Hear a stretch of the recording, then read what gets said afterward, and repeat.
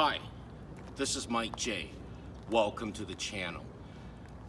What I want to talk about here today is, no, this is not going to be a tick video of the coyote. This is going to be a video about my thoughts on purchasing a 18 through 19 Mustang GT Coyote. Now, I follow a lot of YouTubers, okay? I'm a YouTuber myself, and a lot of videos have surfaced over the last few days, and you know, I am not trying to copycat a video. I am not trying to steal somebody's idea. These are ideas that are inside me that I've always had. I am a Mustang fan. I am a Mustang owner. I've owned 3 of these Coyote motors over the last 7 years. And I would also might want to add to also that I own a Camaro SS as well. Well, I've seen some videos, and Xander 13 made a very good point. Those of you that do watch Mustang videos, check out Xander 13's channel. He's got a lot of stuff to talk about and a lot of interesting going on with his car.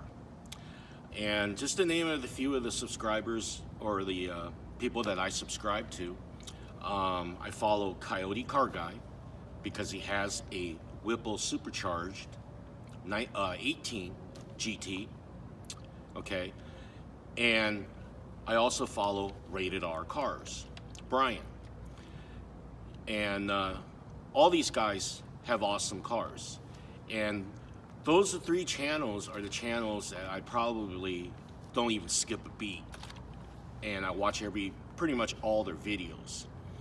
And with the Coyote Car Guy, the #1 guy, you know, I've been following him for quite a while now, because I kind of like the things that he's doing with his car, and it might be something that I would consider doing to my car if I decide to keep it.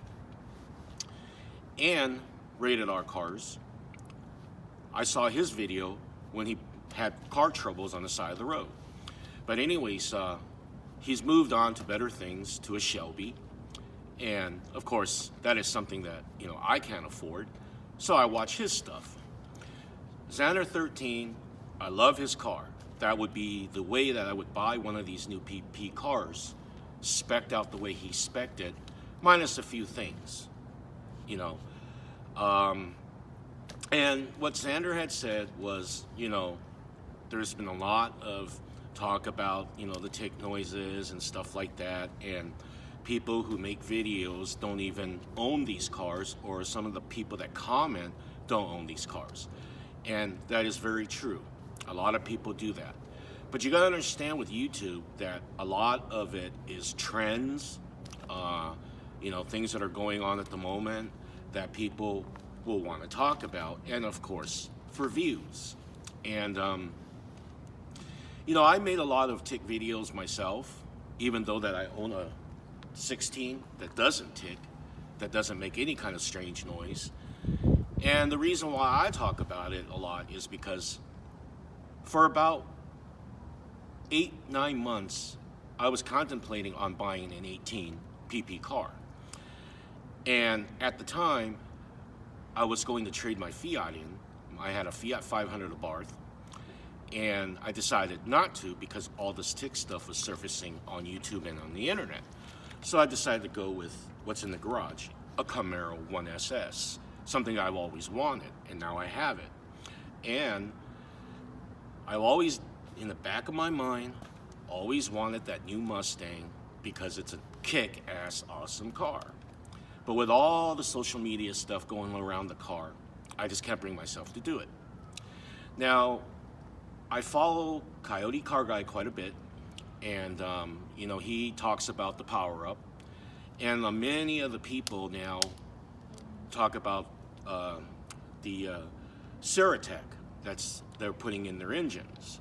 And you know, the thing is, should you buy a brand new car with no problems and just put the stuff in to prevent things from happening?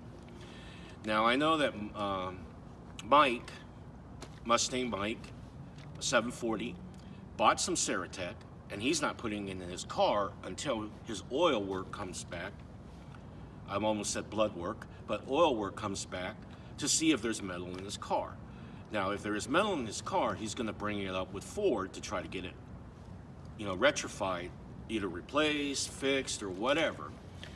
But if it comes back clean, he's going to put Ceratec in it to make sure that it will prevent future problems, which I understand. I would do the same thing if I was in his situation.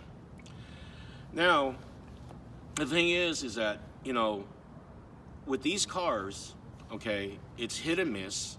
The thing is, you could buy one, it could happen in a few hundred miles, or it may never happen at all, and everything in between. Now, the thing is with these additives, now I can understand like where Mike's coming from. He's right now trying to get Ford to solve the issue with his car, and by dumping some stuff into it, I think will probably hinder, what they're going to probably find if they break into the motor or whatever. But I understand where he's coming from. And the thing is that, for a long time now, I've been wanting one of these new third-gen Coyote motor Mustangs. And it's just that it eats me up inside that I cannot buy one due to the fact that these new ones tend to have a little bit of issues. Now, I'm not saying that the old ones didn't have issues, because these noises go back to when the first gen Coyotes came out. And those of you that do follow my video or that do, react with me on comments, I did have a 14 track package that developed the barbecue typewriter tick much later on into ownership of the car. In fact, I had just ordered this 16 while it was going on. So I just never brought it up with Ford because I knew I was going to trade the thing in. So therefore, I know what these engines are like, and I talk about it because I've owned 3 of them, and I did have one that did tick in 14.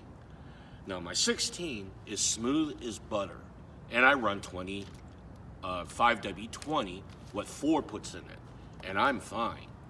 And right now, I just really don't know if I should buy one. Like Xander says, this whole tick thing has gotten blown out of proportion, which has scared a lot of people. And, you do have a legitimate reason to be scared if you're going to shell out $40,000 to $50,000 on one of these cars. And to see people documenting it on video, on YouTube, on social media that have problems with these cars, why go through that headache if you don't necessarily need to? But the thing is that it may not happen to every single one, and the thing is, it's like, how badly do you want the car? I am like this close into wanting to get a new one, but there's always this little voice in the back of my head that says, don't do it yet, okay? And I've been looking at alternative cars that I want to trade this thing in because it's 3 years old, okay? And I'm in the condition now where I'm kind of more than, I'm more bored of it than I need a new car.